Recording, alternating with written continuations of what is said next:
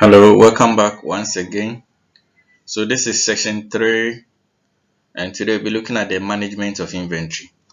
Right, so in our previous section we looked at the working capital policies and theories. So let's proceed with the management of inventory. Alright, so by the end of this session you should be able to one, explain the usefulness of economic order quantity. That is EOQ. And also calculate and interpret your economic order quantity. So that is the major motive of this current section. All right, so costs which may be incurred in holding stocks include the following. All right, so I think we talked about holding stock in our previous section. So holding costs such as insurance cost. So this is the cost that will be incurred in holding stock. All right, if you are to hold stock in the inventory or in the warehouse, what are some of the costs that as a business you are going to incur as a result of you holding the stock or the inventory in the warehouse? So holding costs, you incur holding costs. That is the first one that we've talked about. And some of the holding costs is there. You have the insurance, you have the rent, and also utility. Because the warehouse you are using, maybe you rented it, and electricity costs and other things will also form the utility charges. So our second cost is the replacement cost. So you incur holding cost, replacement cost. So replacement cost includes the cost of obsolete stock. Alright, so as a result of holding too much stock or holding stock for a longer period, some of the inventory may become obsolete. Alright, they might become of no use because of change in technology. Okay, and of course the cost of the stock itself is also another cost that will be incurred. And the opportunity cost. So you could have used the money for something else, but you've tied up in stock. So the opportunity cost will also be another key factor here. Good. So let's look at the scientific control of inventories. So the scientific control of inventories may be analyzed into three parts as follows. So scientific control just means that you are trying to balance the shortages to the holding of the inventories. All right, you're trying to balance it well is what is just termed as the scientific control. So you are controlling scientifically, something like that. So it has three, or it has been analyzed into three parts. So let's look at them. So one, you have the economic order quantity model can be used. So this is the economic order quantity model. It can be used to decide optimum order size for inventories, which will minimize the cost of ordering inventories plus inventory holding cost. So the economic order quantity model help us to determine the optimum order size or the quantity that should be ordered, or quantity which when ordered will minimize your ordering cost and also inventory holding cost. So that is what the economic order quantity model try to achieve. Right. We have another point here, which is if discount for bulk purchases are available, it may be cheaper to buy inventories in large order size to obtain the discount. So that is another scientific control of inventories. If you know if you buy more, you get a higher discount. Why don't you just buy more and take advantage of the discount? All right. So we also have another point here, which is uncertainty in the demand for inventories or the supply lead time. It also may lead to a company to decide to hold buffer inventories in order to eliminate stock out. Right. So if your demand conditions are uncertainty, okay, and maybe your supply lead time also is not that stable, right? Your suppliers don't respond to you immediately when you need them. You may have to hold enough stock in order to avoid running out of inventory. Okay, yeah, good. So this is the economic order quantity model. So this is the model. This is the model of the economic order quantity. Okay, so we are saying that is the optimal ordering quantity for an item of inventory which will minimize cost. Okay, so we have 2 COD in the formula over CH. So what do we mean by D? What do we mean by CO? What do we mean by CH? And also Q.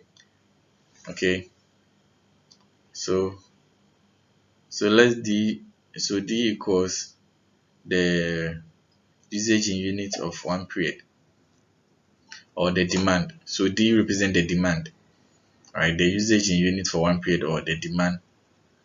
And CO represent the cost of ordering. So CO represent the cost of ordering. So CH will be the cost of holding per unit. So just take note, the cost of holding per unit of inventory for one period. We also have the reorder quantity to be KO. Of course, you don't have KO yet. So our total cost, how to find total? So total cost is holding cost plus ordering cost. So this represents holding cost, this represents ordering cost.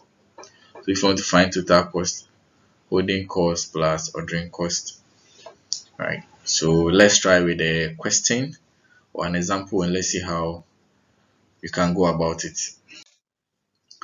Good. So we have example here. We have Nada Company Limited. If the name is not nice to you, please, you can use your name, okay? If you are Kofi, Ajua, Desmond, you can use your name. So Nada Company Limited sells a soap called Showboy. So that's the name of the soap, which it buys in boxes of 1,000 bars with ordering cost of 5 cedis. So it buys the boxes in 1,000 bars. So let's be taking note of keywords. And ordering cost of 5 cedis per order. So 5 cedi per order.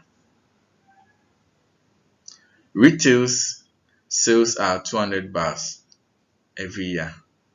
So retails, so that is what retailers that, so it means that that is what they are going to demand, right?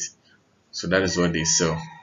Okay, and every year 10,000 bars attract holding cost of 20 per year. So every 1,000 bar attracts holding cost of 20. Every 1,000 bar attracts holding cost of 20. Right. So requirements: 1. Compute the economic order quantity in terms of bars and boxes. 2. Find the average stock level. And 3. The number of orders. And IV, of course, the total was the IV. Yes, IV is the total inventory cost for NADA. So how do we go about it? Yeah, so this is what retailers demand. So this will be our demand, as I said, right? And this, they are saying that every 1,000 bars attract a holding cost. At least, you know, you have a holding cost of 20 per year. So if every 1,000 bars is attracting 20 per year, so if you want to find the holding cost per bar, it means it's going to be something like 20 over 1,000. I hope you understand. Yeah, so we have all the other details that we need. So let's move on to our solution. So first of all, you quote your formula. Quote your formula. And you should familiarize yourself with it. You should know the various components of the formula, what makes up the economic order quantity.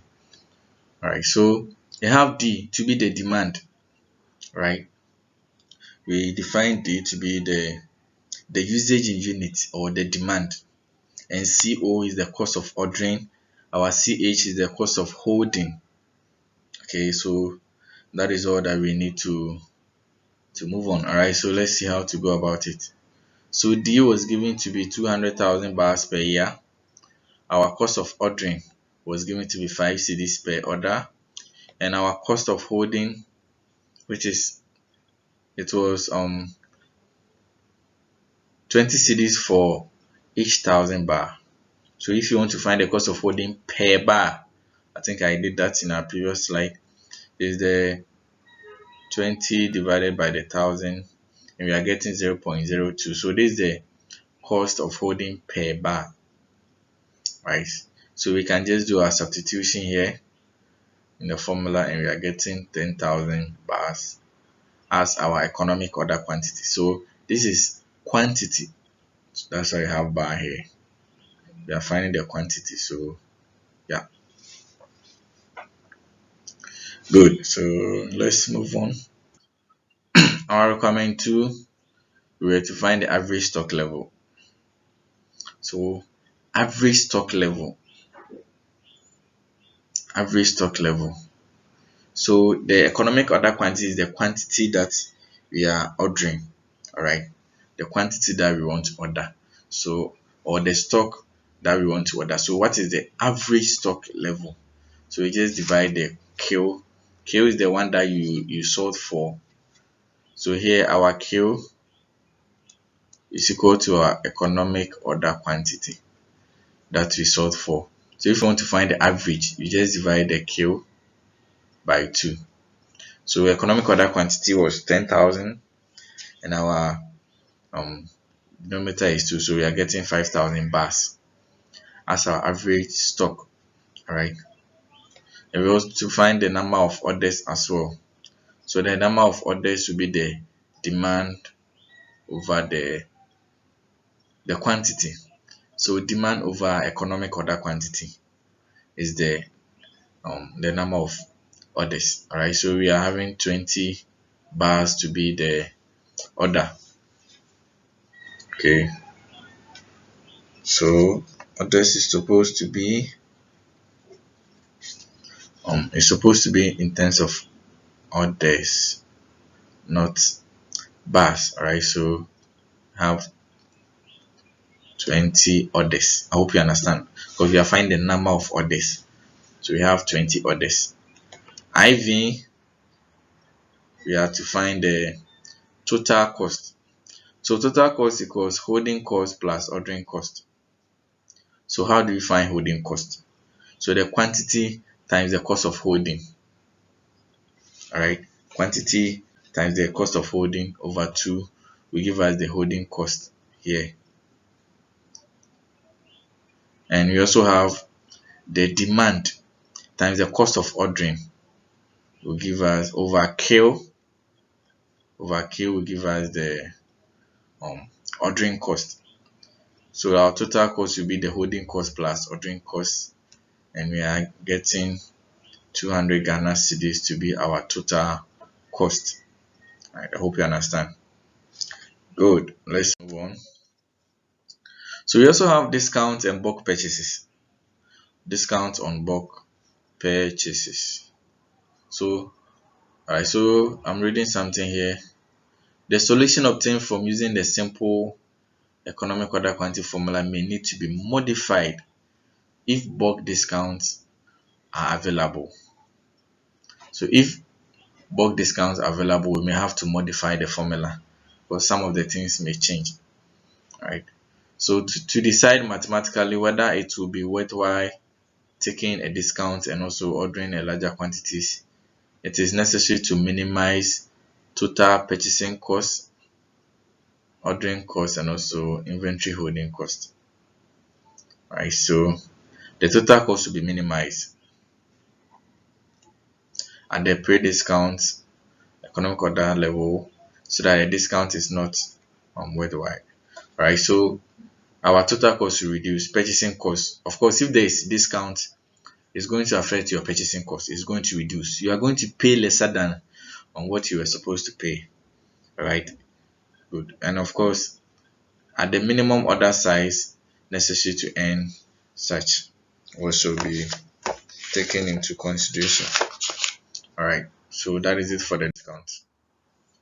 Oh, it's very short. This one was very short, and I know you've learned a lot. So these are some questions for you. You can try your hands on them.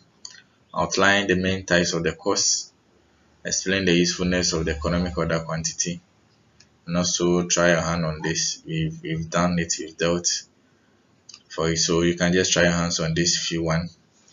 So what do we have in our next section? So in section 4, we'll be looking at the management of receivables.